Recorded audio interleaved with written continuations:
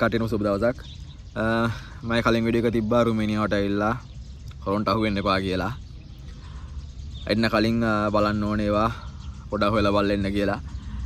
ඉතින් ඔය විස්තරයක් එක මම වීඩියෝ එකක් කරලා දාලා තිබ්බා. ඉතින් ඒකට සමහර කට්ටියට ඉපරලා තිබ්බා, මට බැනලා මැසේජ් දාලා තිබ්බා. බැනලා කමෙන්ට් දාලා තිබ්බා. මම ගොඩක් ඒවා අයින් කරා. මොකද ඊළඟට බලන එක්කෙනා කමෙන්ට් එකක් ගත්තොත් එහෙනම් වීඩියෝ එකේ තියෙන අදහස ගන්න නැති වෙයි කියලා. කමක් නැහැ, බැන්නර කමක් නැහැ. කවුද කියලා දන්නේ නැහැ මම. සමහර අය නම තිබ්බ account එකේ ගෑනු කට්ටියගේ නමක්. සමහරලාට ඒජන්සි වල කවුරු හරිද නැත්නම් පිරිමි කවුරු හරි ගෑනුගේ account වලින් දානවද කියලා දන්නේ නැහැ. හරි. ඉතින් ඔක්කොම thank you. මෙහෙමයි. මට ඇත්තට මේව නවත්තන්නවත් ඒක දාලා තිබ්බේ උඹට පුළුවන් දෝ නවත්තන්න. තියෙන වැඩක් බලාගනින් ඔබ පොරටෝත් දෙනවා. මම ඇත්තටම පොරටෝත් දෙන්නවත් කිසි දෙයක් අදාළ නැහැ. මට මගේ මේකෙක් හරි මගේ රටේක හරි කවුරු හරි කමන්නේ මේකේ ඇවිල්ලා ප්‍රශ්නයක් නැතුව ජීවත් වෙනවා නම් මට ඇති කොයි හරි හම්බුනේ පස්සේ කොහොමද මචං යවුවාම හොඳින් ඉන්නවා හරි බං කියන්නේ නැතුව ප්‍රශ්න කියවන්නේ ප්‍රශ්න සාමාන්‍ය අපි අනාථලා ඉන්නේ කෙලලා ඉන්නේ බං කියන්නේ නැති වෙන්න තිබ්බනම් ඇති. මොකද මාත් ඇවිල්ලා මේකේ මහා කාලයක් නෑ. මමත් මේක රංගන එකෙක් නෙමෙයි. මම දන්නේ නැහැ ඇත්තටම.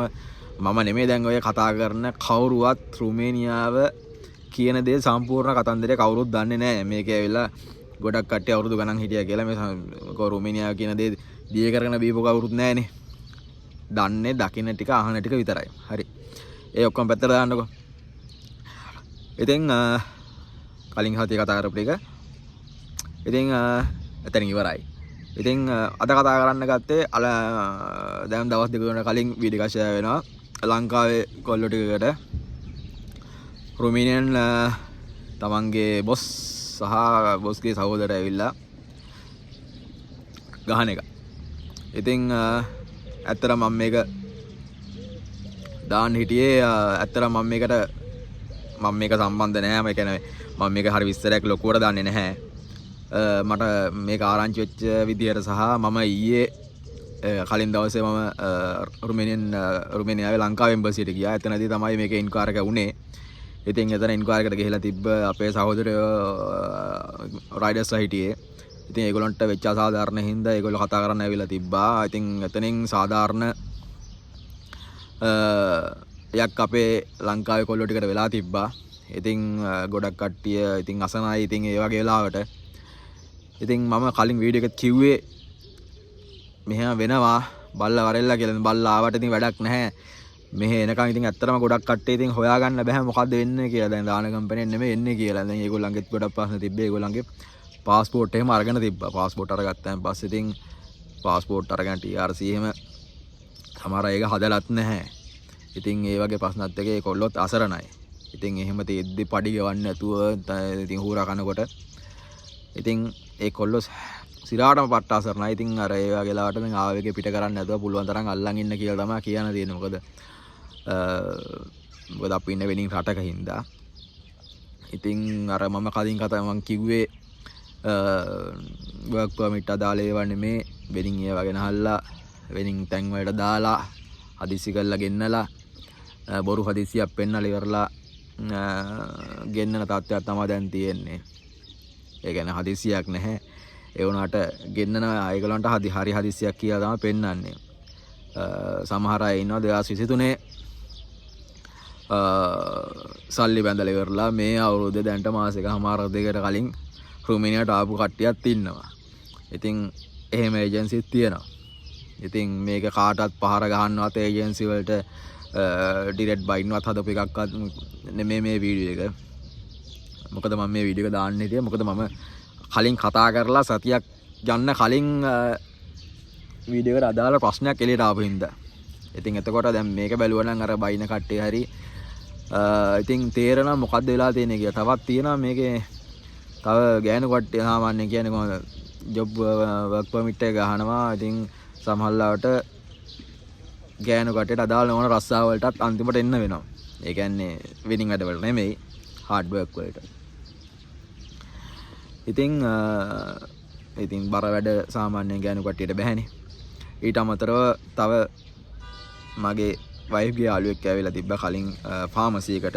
අන්තිමට ෆාමසි එකට ආවට අන්තිමට වැඩ කරන්න වෙලා තියෙන්නේ ගෙදර ෆාමසි අයිතිකාරයාගේ ගෙදර වැඩ කරනක ඕකේ කිව්වා. ඒ වුණාට මාසෙකමාරකට විතර පස්සේ ළමයා හම්බෙලා දැන් මාස 4කට වැඩි ළමයා බලාගෙන ගෙදරත් වැඩ කරගෙන ඒ වැඩ ටික ඉවරනන් පස්සේ තියෙන ෆාමසියත් වැඩ කරන්න වෙච්ච තත්ත්වයක් තියෙන්නේ. පඩිය 2700ක් වගේ ගෙවන්න පොඩි ගාණක් කෑමට දෙන්නේ නැහැ. ඉතින් මම මේ කියන කතන්දර ඇත්තටම මට හදන්න බෑ. ඇත්තටම මට කියන මම මේකේ කවුරුත් නෙමෙයිනේ. මම මේ කියන්නේ හැමදේම එන කට්ටියට මේක ඔළුවට දාගන්න. හරියට ආවොත් හරි. හැබැයි කට්ට කාලා ඉන්න වෙනවා. කොල්ලොන්ට ආවේග තියෙනවා. ප්‍රශ්න තියෙනවා. ඔයාලට ප්‍රශ්නත් එක තමයි මෙහි අපි හැමෝම වැඩ කරන්නේ. එතකොට පොඩ්ඩක් බල්ලා වරෙල්ලා මේ රැල්ලට නම් එන්න හදන්න එපා. රැල්ලට ආවට කමක් නැහැ. හරි තැනකින් හරි තැනක් හරි ප්‍රමිතියකට වරෙල්ලා. ඉතින් ඒ කොල්ලෝ ටිකට වෙලා තියෙන ප්‍රශ්නත් එක කතා කරද්දී ඉතින් ඒ කොල්ලොන්ගේ પાස්පෝර්ට් එහෙම අරගෙන තිබ්බ එකට සාමාන්‍යයෙන් අපිට මම දන්න විදිහට නීතිමය පැත්තක් නැහැ. પાස්පෝර්ට් එකක් එහෙම තියාගන්න පුළුවන් කොතනකවත්. මොකද මම වැඩ කරන තැනත් ඔය ප්‍රශ්න වෙලා තිබ්බ කලින් પાස්පෝර්ට් තියාගෙන ඒ කියන්නේ මේගොල්ලෝ එන කට්ටිය වෙන රටවල වල පණී කියන මයින්ඩ් එකේ ඉඳලා තියාගත්ත එකක් තියෙන එතන. එතකොට එහෙම නැහැ බස් එහෙම තියාගන්න කිසිම අයිතියක් නැහැ. මොකද ඒක ලේබර් ඩිපාර්ට්මන්ට් ගියන් පස්සේ තමන්ගේ කම්පැනි අයිතිකාරයට ඒක එන ගැටලුවක්. ඒ කියන්නේ ඒගොල්ලන්ට නීතිමය පැත්තක් ගන්න පුළුවන් නීතිමය ක්‍රියාමාර්ග ගන්න පුළුවන් අයිතිකාරයට විරුද්ධව. එතකොට ඒක නිසා එතන කිසිම ප්‍රශ්නයක් ඇති කරගන්න එපා. හැම වෙලාවෙම පුළුවන් තරම් නීතිමය පැත්තෙන් බලන්න. මොකද අපිට ලංකාවේ වගේ මෙහි ගහමරාගෙන කෑ ගහගෙන ප්‍රශ්න විසඳන්න බෑ. ඒකවල අපේ රටක් නෙමෙයිනේ. අපි දන්නේ ටිකයි. නීතිමය පැත්ත ගොඩක් දන්නේ නැහැ. ඊට අමතරව තව මොකද්ද? TRC හදන්න නැතුව ඉන්න බෑ මේගොල්ලන්ට. ඒ කියන්නේ පළවෙනි මාස ගානදී අපි හරි නැත්තම් අයින් කරන එහෙම ප්‍රශ්න තියෙනවා. ඒ කියන්නේ වැඩ කරන්නේ නැහැ කියලා ඉවරලා බොරුවට මාස ගානක් වැඩ අරගෙන අයින් කරන එහෙම ප්‍රශ්න තියෙනවා. ඒ කියන්නේ සමහර ප්‍රශ්න තියෙනවා. සමහර කම්පැනි තියෙනවා. සමහරලාට හිතන්නකෝ දැන් අපි මේකෙන් වෙන ජොබ් එකකට ගිහිල්ලා දැන් එක තැනකින් රිලීස් එක අරගෙන තව තැනකට යනවා. තව තැනකට ගිහිල්ලා ඉවරලා එතන ජොබ් එක කරන. එතන අයිතිකාරයට සැටිස්ෆයි නම් විතරක් අලුතෙන් TRC apply කරලා එටික් කරලා දෙනවා. සැටිස්ෆයි නැත්නම් සමහරලාට ගහන්න නැති අවස්ථා තියෙනවා. එතකොට මේ බුකරෙස්ට් රයිඩර්ස්ලාගේ ප්‍රශ්නේදීත් කට්ටිය වැඩ කරපු විදිය හොඳයි. ඒ කියන්නේ ගොඩක් ගිහිලා තියෙන නීතිමය පැත්තට. ඉතින් මම ඊයේ එම්බසි හිටියපු තනත් කාර්යාලය හිටපු හින්දා තමයි මම ඒක දැක්කේ. ඒකොල්ලෝ ඇවිල්ලා ඒ කට්ටියත් එක්ක ප්‍රශ්න විසඳගත්තා. ඉතින් මහ වයසකුත් නැහැ. අයිතිකාරය දැන් අවුරුදු 28ක් දකොයිද කියලා කිව්වේ අයියටයි මල්ලිටයි. අයියටයි මල්ලි කියන්නේ ගෙදර මේ වැඩපළි අයිතිකාර දෙන්නට.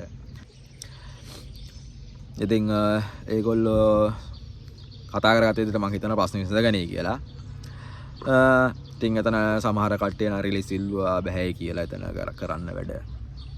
ඉතින් මම මේ කතා කරන එකේ අඩුපාඩු තියෙනවා නම් කමෙන්ට් එකක් හරි දාගන්න නැත්නම් මට මැසේජ් එකක් හරි දාන්න. එතන දැන් ගොඩක් ප්‍රශ්නලා තියෙන දැන් රයිඩර්ස්ලාගේ තරඟයකුත් තියෙනවා. තරඟයක් තියෙනවා කියන්නේ ඇත්තටම ගොඩක් තැන් වලින් රයිඩර්ස්ලා ගෙන්නනවා වෙන්නේ. අපේ ලංකාවේ වෙන්නේ මේ ඉන්දියන්, නේපාල්, බංග්ලාදේශ වගේ රටවල් වලින් රයිඩර්ස්ලා එනවා. එතන රයිඩර්ස්ලාට ඉතින් රෂ් එකක් තියෙනවා. මොකද ඩෙලිවරි තියෙන ගානට එපේ රයිඩර්ස්ලා ඉන්න.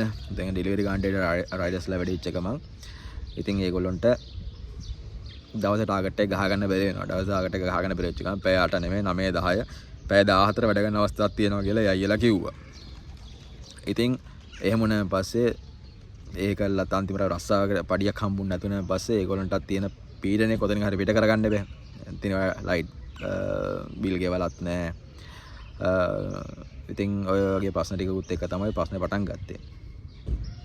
පටන් අරගෙන තියෙන්නේ. ඉතින් තව ඉතින් ඔය හැම දෙයකටම ලංකාවේ තානාධිපති කාර්යාලය තියෙනවා. ඉතින් ඒවට ගිහිල්ලා ඉවරලා කම්ප්ලේන්ට් දාලා ඉවරලා තමන්ගේ නීතිමය පැත්තකින් ඒ දේවල් විසඳ ගන්න බලන්න. කොයි වෙලාවකවත් රණ්ඩු වෙලා ගහලා ඉවරලා ගහගෙන මේව කරගෙන යන්න බෑ. මොකද ගහගත්ත සාමාන්‍යයෙන් ආයතනයේදී ඒ වගේ ප්‍රශ්නයක් වුණොත් තමන්ගේ ආරක්ෂාවට අපි ප්‍රතිපහාර දෙන්න පුළුවන් වුණාට ඒ වුණාට ඒකේ ලොකු නීතියමය පැත්තක් නැහැ. මොකද ඉස්සර වෙන එක්කෙනාට තමයි ඒකේ උඩම ප්‍රශ්නේ තියෙන්නේ. ඉතින් ඒක හින්දා තමන්ගේ හික්මීම පොඩ්ඩක් හදාගන්න. මොකද කේන්ති යන එක සාධාරණයි. ඉතින් මේක මම කියන්න ගත්තේ දැන් මේ ප්‍රශ්නෙන් මම කලින් කතා කරපු වීඩියෝ එකේ කතා කරපු ගොඩක් දේවල් ප්‍රූෆ් වෙනවා. ඒවා ඇත්ත වෙනවා. මොකද ගොඩක් බැනලා කමෙන්ට් දාලා තිබ්බා. මම දන්නේ නැහැ ඒක කවුද කියන්න. ඇයි බැන්නේ කියන්න දන්නේ නැහැ. ඒගොල්ලෝ රුමේනියාවද ඉන්නේ නැත්නම් ඒගොල්ලෝ ළමයි ගෙන්නන කට්ටියද නැත්නම් සමහරලාට ළමයින්ට පොළු තිබ්බ කට්ටියද දන්නෙත් නැහැ. මොකද මං ස්ක්‍රීන්ෂොට් ගහගත්තෙත් නැහැ. මොකද දාලා නිකන් වාත වෙන්න ඕනේ නැති හින්දා. නිකන් ප්‍රශ්න ඇති කරගන්න ඕනෙත් නැහැ. මං ගොඩක් ඒවල් මං අයින් කළා දැම්මා. සමහර කට්ටිය එන්න දිගට දාලා තිබ්බා කමෙන්ට්. මං හේතු වලට රිප්ලයිත් නැහැ. ඉතින් අපේ මෙවුන්ට වෙන අසාධාරණයක් හින්දායි මම කතා කරන්නේ. ඉතින් වෙනින් ප්‍රශ්නයක් කිසිම දෙයක් ඒ කියන්නේ මම ළමයි ගෙන්නන්නේවත් මම ජොබ් දෙන්නේවත් මට ඇත්තටම මට එහෙම කිසිම මේකක් නැහැ. මොකද මමත් ඇවිල්ලා පොඩි රස්සාව කරගෙන මත් පොඩි තැනක කියන්නේ පොඩි ගමක ඉන්න මිනිස්සෙක්. ඉතින් මට තියෙන්නේ අර අපේකෙත් ආයි රැවටෙන්නේ නැති වෙන්න ලංකාවේ ඉඳන් මෙහෙට පිළිවෙලකට ඇවිල්ලා පිළිවෙල රස්සාව කරන දකින්න එක විතරයි. කිසිම මට බෙනිෆිට් එකක්වත් මම ජොබ් හොයලා දෙන කතන්දරේවත් ඒවා කිසි දෙයක් නැහැ. මට එහෙම ඔප්ෂන් එකක් ඇත්තෙත් නැහැ. ඉතින් මගේ වීඩියෝ බලනවනම් බලලා කමෙන්ට් කරලා ෂෙයා කරන්න. මොකද මේකෙන් ගන්න කවුරු හරි ඒ කියන්නේ මේ ලංකාවෙන් එන්න බලාගෙන එන සෙට් එකක් ඉන්නවා. එන සෙට් එකක් හිටියට ඒකෙන් ගොඩක් දෙනෙක් හොයලා බලන්නේ නැහැ එන්න කලින්. ඒ කියන්නේ සාමාන්‍යයෙන් හොයලා බලන්නෙම නැති තරම්. ඒජන්සිය ෂුවර් කරගෙන ඒජන්සියෙන් හරි කියලා දෙන දේ නැත්නම් කවුරු හරි කියලා දෙන දේ අහගෙන ඔහේ ඉන්නවා. අද මම දැක්ක තව පෝස්ට් එකක් දාලා තියෙනවා. සෙල්ෆ් ඇප්ලයි කරලා ඉවරලා රුමේනියාවට ඇවිල්ලා එයාපෝට් එකෙන් හරවලා ප්‍රශ්නය අහලා තිබ්බා මොකද කරන්නේ කියලා. ඉතින් ආයි ලංකාවට ගිහලා තියෙන තතේ සල්ලි වලින් වියදම් කරන් ටිකට් දාගෙන සෙල්ෆ් වෙන කට්ටියට කියන්න තියෙන සෙල්ෆ් හරි කොහොම හරි කමන්නේ. එතෙන්ට ඇවිල්ලා විස්තරයක් කියද්දී කවුරුත් එන්න සමහරලාවට කම්පැනිෙන් එනවා. ආවට එතෙන්ට ආවෙන් පස්සේ සාමාන්‍යව රැන්ඩම් එකක් මේ හැමෝගෙම අහන්නේ නැහැ ඕක. රැන්ඩම් තමයි ඔය විස්තර අහන්නේ. චෙක් කරලා බලන්න දැන් මොකද අපේ මටත් ඔය ප්‍රශ්නේ වුණා. මායිත් යාළුවයි වයිෆුයි තව දෙන්නෙකුයි ආවා ළඟිත් එක්ක.